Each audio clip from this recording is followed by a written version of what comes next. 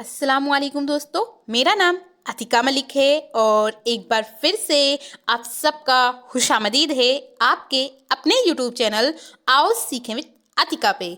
तो दोस्तों, आज की इस वीडियो में हम बात करने वाले हैं यूपी बोर्ड एग्ज़ाम और ये क्लास 10 उर्दू वालों के लिए है, यानी हाई स्कूल यानी 10वीं जमात में जो हैं और जिन्होंने ऑप्शनल सब्जेक्ट उर्दू लिया हुआ है, तो उन सभी के लिए ये वीडियो काफ़ी हेल्पफुल साबित रहने वाला है, क्योंकि आप लोगों के अलग अलग बहुत सारे डाउट्स, बहुत सारे मसाइल आ रहे थे।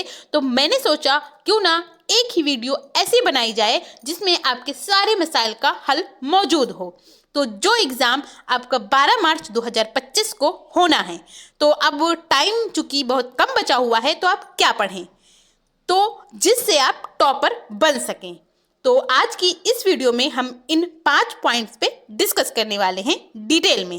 पहला पॉइंट है कि इम्तिहान में अव्वल पोजीशन कैसे लाएं, यानी आप टॉपर कैसे बने। दूसरा पॉइंट होगा कि इम्तिहान में आने वाले अहम सवालात कौन कौन से हैं जो इम्पोर्टेंट हैं, जो कि 2025 में पूछे जा सकते हैं।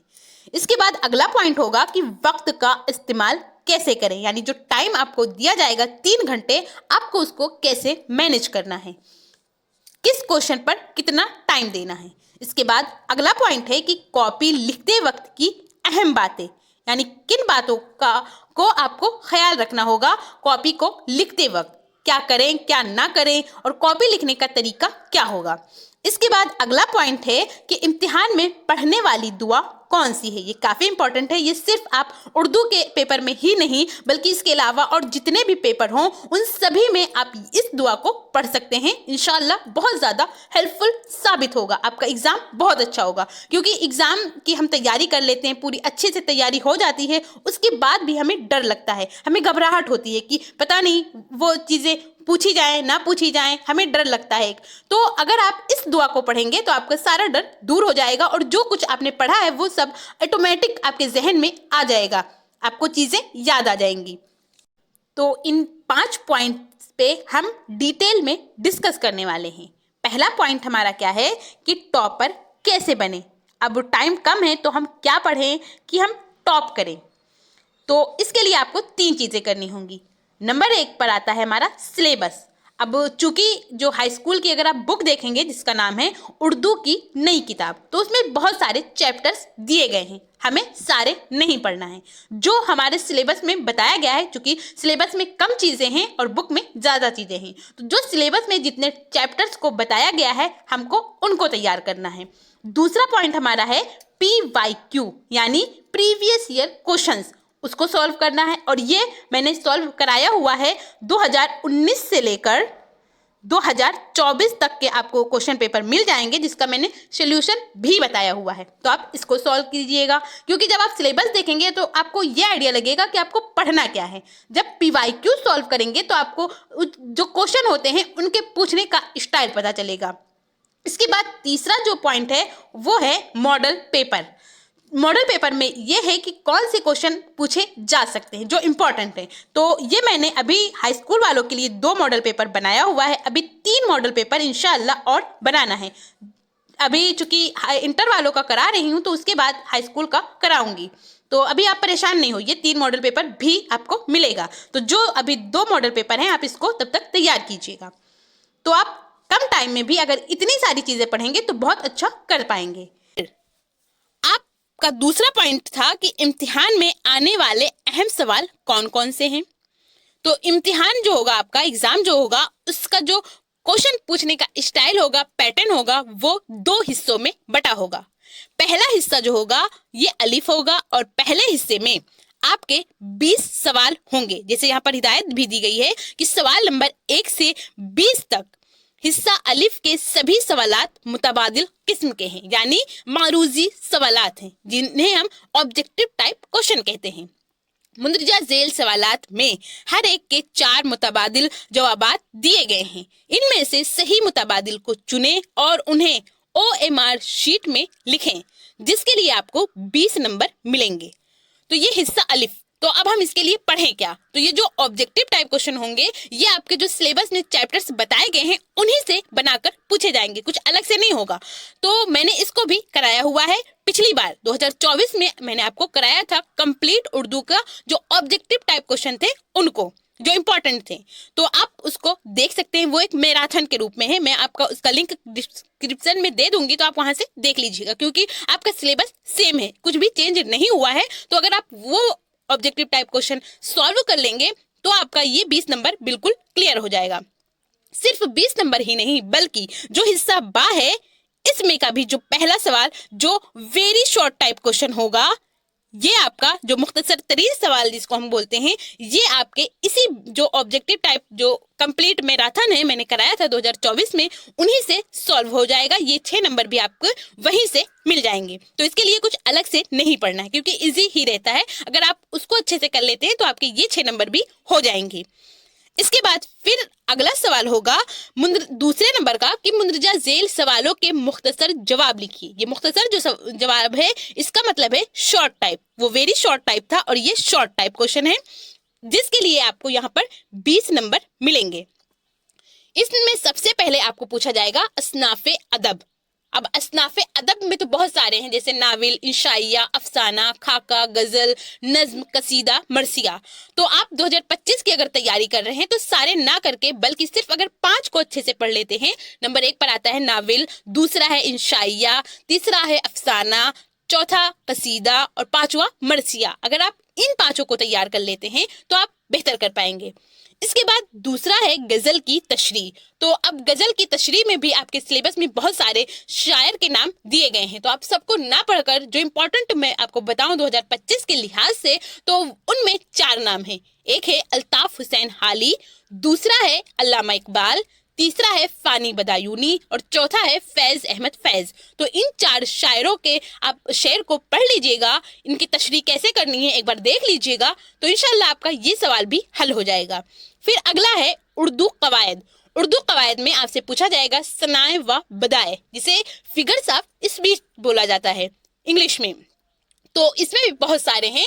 तो सनाए व बदाए में भी आप सारे नहीं बल्कि मैं कहती हूँ कि सारे भी पढ़ लीजिएगा, क्योंकि यहाँ पर थोड़ा ही डिफरेंस होता है। अगर आप ये समझ पाएंगे कि इसमें डिफरेंस है क्या तो आप कर पाएंगे। तो सनाए व बदाए ये ऑब्जेक्टिव टाइप क्वेश्चन में भी पूछा जाता है और ऐसे भी सवाल दिए जाते हैं, तो इसको तैयार कीजिएगा। उसके बाद अगला होगा मुहावरा व जरबुल मिसल। तो ये आपके एग्जाम में हर बार पूछा जाता है 10 या 8, लेकिन आपको सिर्फ करने कितने हैं, 5 करने हैं। तो ये 4 क्वेश्चन हैं, हर क्वेश्चन के लिए आपको 5 नंबर मिलेंगे। इसके लिए, इसके लिए, इसके लिए जब 5 क्वेश्चन ऐसे करेंगे तो आपके यहाँ से 20 नंबर तैयार हो जाएंगे।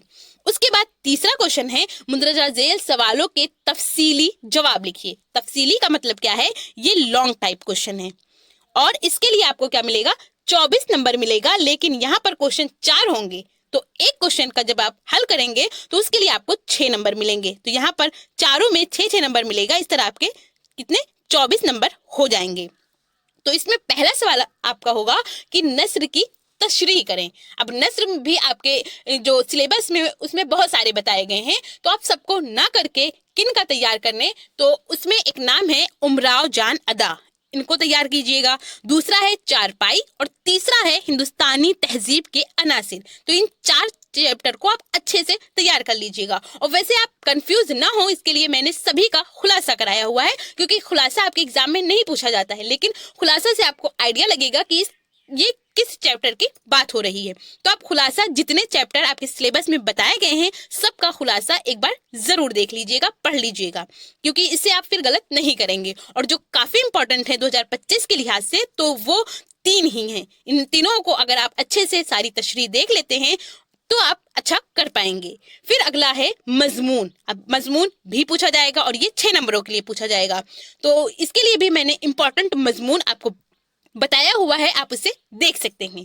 तीसरा है गैर दरसी इक्तिबास का खुलासा। ये गैर दरसी यानी आपके बुक आपके सिलेबस का हिस्सा ही नहीं होगा, बल्कि अलग से कोई इक्तिबास आपको दी जाएगी और बोला जाएगा कि इसका खुलासा कीजिए या इसको और अपनी जबान में तहरीर कीजिए। यानी आपको और आसान जो अल्फाज दिए गए हैं उनको और आसान करके लिखना है। ये काफी इजी होता है, आप सभी कर पाएंगे। इसके बाद फिर अगला है हालाते जिंदगी। तो हालाते जिंदगी में आप 2 शायर और 2 अदीब, इनके नाम याद कीजिएगा।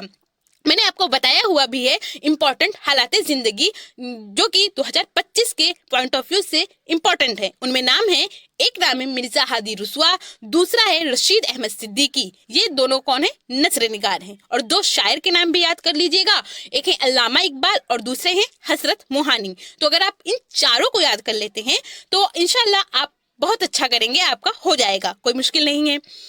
तो ये चीजें आज हम लोगों ने जाना कि कौन इंपॉर्टेंट सवाल है जो पूछे जा सकते हैं 2025 के एग्जाम के पॉइंट ऑफ व्यू से। अब हम आगे बात करते हैं कि टाइम को मैनेज कैसे करें, क्योंकि टोटल टाइम अगर मैं बात करूं तो 3 घंटे का होता है और ये जो 15 मिनट है ये तो आपको क्वेश्चन पेपर पढ़ने के लिए दिया जाता है, तो इसकी बात नहीं करेंगे, बल्कि इन 3 घंटे को हम कैसे मैनेज करें। तो ऑब्जेक्टिव टाइप क्वेश्चन जो होगा, जो कि मारूजी सवालात जिसे हम कहते हैं, इसके लिए आपको क्या दिया जाएगा? 1 मार्क्स यानी 1 नंबर मिलेगा और 20 क्वेश्चन होंगे तो आपके टोटल यहाँ पर 20 मार्क्स हो जाएंगे। तो आप टाइम कैसे मैनेज करें? एक क्वेश्चन पर 1 मिनट दीजिए, 20 क्वेश्चन पे आपके 20 मिनट ये हो जाएंगे। फिर दूसरा है वेरी शॉर्ट टाइप क्वेश्चन, जिसे हम मुख्तसर तरीन सवालात कहते हैं। तो इसके लिए आपको 2 मार्क्स यानी 2 नंबर मिलेंगे और 3 सवाल पूछे जाएंगे इसमें, जिसके लिए आपको 6 मार्क्स यानी 6 नंबर मिलेंगे। तो आप क्या करिएगा कि एक क्वेश्चन के लिए आप 5 मिनट दीजिएगा, 3 क्वेश्चन में आपको 15 मिनट ही देना है, इससे ज्यादा नहीं देना है।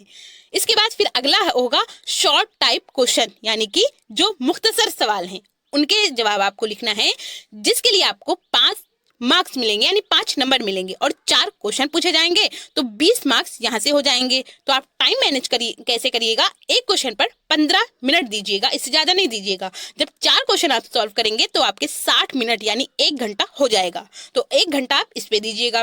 फिर अगला है लॉन्ग टाइप क्वेश्चन, जो लॉन्ग टाइप क्वेश्चन यानी कि तफसीली सवालात, इसके लिए आपको 6 मार्क्स यानी 6 नंबर मिलेंगे और 4 क्वेश्चन पूछे जाएंगे तो आपके 24 नंबर यहाँ से हो जाएंगे। अब आप टाइम कैसे मैनेज करें? तो एक क्वेश्चन पर आप 20 मिनट दीजिए, इससे ज्यादा नहीं दीजिए। तो 4 क्वेश्चन जब आप करेंगे तो आपके 80 मिनट हो जाएंगे।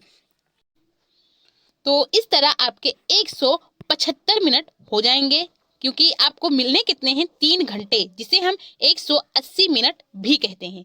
तो ये जो 5 मिनट आपके बच रहे हैं, इसको क्या करिएगा, जब आपके सारे सवाल आप सॉल्व कर लीजिएगा उसके बाद एक बार फिर से अपने सारे जवाबों को पढ़िएगा, क्योंकि जब हम लिखते हैं तो कुछ ना कुछ कमी रह जाती है, तो आप उसको सही करिएगा, दूर करिएगा। जो चीजें भूल गई हैं, जो चीजें छूट गई हैं, तो उनको आप इन 5 मिनट में एक बार फिर से सारे जवाबों को अच्छे से पढ़िएगा और इसको कर लीजिएगा। तो इस तरह आपका टाइम मैनेज हो जाएगा। उसके बाद फिर हम अगले पॉइंट पे बात करते हैं, कॉपी लिखते वक्त की अहम बातें क्या हैं, आपका कॉपी लिखने का तरीका क्या होना चाहिए। तो इसमें नंबर 1 पर आता है अब आपका कि तफसीली सवालात, यानी कि जो लॉन्ग टाइप क्वेश्चन है उनके जवाब को आपको पैराग्राफ बनाकर लिखना है। अब पैराग्राफ बनाने का मतलब होता क्या है, इसको भी समझते हैं। तो जैसे मान लीजिए आप कोई जवाब लिख रहे हैं तो आप ऐसे करके लिखिएगा, पूरा लाइन हो गया यहाँ पर। अब यहाँ पर आपकी बातें कंप्लीट हो गई, फुल स्टॉप आ गया, डैश आ गया। उसके बाद जब अगला आप लिखिएगा तो एक लाइन छोड़ने के बाद आप यहाँ से लिखिएगा और उसके बाद फिर जो दूसरी लाइन होगी वो यहाँ से होगी। तो ये आपका पैराग्राफ बनता है। तो ऐसे पैराग्राफ बनाकर लिखिएगा। इसके बाद दूसरा है तरतीबवार जवाबात लिखें। तो इसका क्या मतलब है? इसका ये मतलब है कि जैसे आपके एग्जाम में कई तरह के क्वेश्चन पूछे जाएंगे, लॉन्ग टाइप क्वेश्चन होगा, शॉर्ट टाइप क्वेश्चन होगा, वेरी शॉर्ट टाइप क्वेश्चन होगा। तो आप क्या करिएगा, जैसे आप लॉन्ग टाइप क्वेश्चन का एक जवाब लिखें, क्योंकि उसमें 4 सवाल पूछे जाएंगे, तो एक जवाब लिखा, फिर दूसरे में आप क्या करिए, शॉर्ट टाइप का जवाब लिखने लगे। तो ऐसा नहीं करना है आपको लॉन्ग टाइप कर रहे हैं तो 4 हो जाए, फिर शॉर्ट टाइप कर रहे हैं तो उसके जितने हैं वो हो जाए। तो ये इन चीजों का आपको ख्याल रखना है। जो क्वेश्चन आपको आ रहा है उसको करिएगा, नहीं आ रहा है तो आप उस जगह को छोड़ दीजिएगा, बाद में कर लीजिएगा। इसके बाद अगला पॉइंट है कि अहम नकात और अल्फाज को अंडरलाइन करें। इसका मतलब जो इंपॉर्टेंट अल्फाज हैं आप उनको अंडरलाइन करिए, या फिर आप नीले पेन से लिख रहे हैं तो आप पेन बदल दीजिए, आप काले पेन से कर दीजिएगा। इसके बाद अगला पॉइंट है कि सवाल नंबर का सही जिक्र करें। ये नहीं सवाल नंबर कुछ है और आप उसका जवाब कुछ और डाल रहे हैं, तो जो सवाल का जवाब आप लिख रहे हैं उसी को मेंशन कीजिएगा। इसके बाद अगला है कि सभी सवालों के जवाब लिखें। ये काफी इंपॉर्टेंट है कि जो सवाल ऐसा होता है कि कुछ सवाल ऐसा होता है कि हमको नहीं याद आ रहा है, हम भूल गए हैं, तो आप ऐसा नहीं करिए कि नहीं आ रहा है तो उसको छोड़ दें। छोड़ना आपको एक भी क्वेश्चन नहीं है। आ रहा है तो करिए, नहीं आ रहा है फिर भी करिए, बना के करिए, कुछ करिए। अब इतना अगर आपने पढ़ा है तो कुछ ना कुछ आप उसको कर लेंगे। तो आप सारे सवालों के जवाब लिखिएगा। और इसके अलावा एक क्वेश्चन ये भी पूछा जाता है कि क्या लाइन छोड़े या ना छोड़े। तो आप लाइन छोड़कर भी लिख सकते हैं और लाइन नहीं छोड़े ऐसा भी लिख सकते हैं, कोई मुश्किल नहीं है। इससे आपके नंबर नहीं कटेंगे, क्योंकि कुछ लोग ऐसा सोचते हैं कि अगर हम लाइन छोड़कर लिखेंगे तो शायद नंबर कट जाएं। तो नंबर नहीं कटते हैं। अगर आप लिखने में स्पीड कम है तो आप प्रैक्टिस कीजिएगा, अच्छी करिएगा, लेकिन लिख सकते हैं, दोनों तरह से लिख सकते हैं, लाइन छोड़कर भी और बगैर छोड़े भी। जो आपको आसान लगे, जो इजी लगे आप वैसा करिएगा। इसके बाद फिर अगला पॉइंट है कि इम्तिहान में पढ़ने वाली दुआ कौन सी है। तो ये काफी इंपॉर्टेंट है, ये बहुत अच्छी दुआ है, मैं हमेशा पढ़ती थी, आप लोग भी पढ़िएगा। और सिर्फ उर्दू के पेपर में ही नहीं बल्कि इसके अलावा और भी जितने भी आपके पेपर हों आप सब में पढ़ सकते हैं। आप जो पढ़े होंगे आपको बहुत अच्छे से याद आ जाएगा। तो ये दुआ ये है कि बिस्मिल्लाहिर्रहमानिर्रहीम रब्बी इन्नी मगलूबुन फंतसिर। इसके माने हैं कि मेरे रब, मैं बेबस हूँ, तू मेरी मदद फरमा। इसको खूब पढ़िएगा, इंशाल्लाह आप बहुत बेहतर करेंगे। तो इस तरह आज की इस वीडियो में हम लोगों ने जाना कि टॉपर्स कैसे बने, इतने कम टाइम में आप कैसे तैयारी करें कि आप बेहतर कर पाएं, और इम्तिहान में कौन से सवालात इंपॉर्टेंट हैं जो पूछे जा सकते हैं, आप उनको तैयार करें। और कॉपी लिखने का तरीका क्या है, टाइम को मैनेज कैसे करें, इम्तिहान में पढ़ी जाने वाली दुआ कौन सी है। तो आई होप आपको ये चीजें पसंद आई हो और आपके लिए ये वीडियो यूजफुल हो। अगर पसंद आई हो तो आप इसे लाइक करिए, और अगर चैनल पर पहली बार आए हैं तो चैनल को सब्सक्राइब कर बेल आइकन को जरूर प्रेस कर लें। और जो भी दोस्त आपके हाई स्कूल में हैं और उन्होंने ऑप्शनल सब्जेक्ट अगर उर्दू लिया हुआ है तो उन तक इसको शेयर कीजिए। और आपको ये वीडियो कैसी लगी अपना फीडबैक हमें कमेंट के जरिए जरूर बताइए। थैंक यू, हमेशा खुश रहिए। और इन सब के अलावा अगर आपके मन में कोई और डाउट हो, कोई और सवाल हो तो आप उसे भी कमेंट के जरिए पूछ सकते हैं। 2025 के एग्जाम से रिलेटेड कोई भी सवाल हो। थैंक यू, हमेशा खुश रहिए।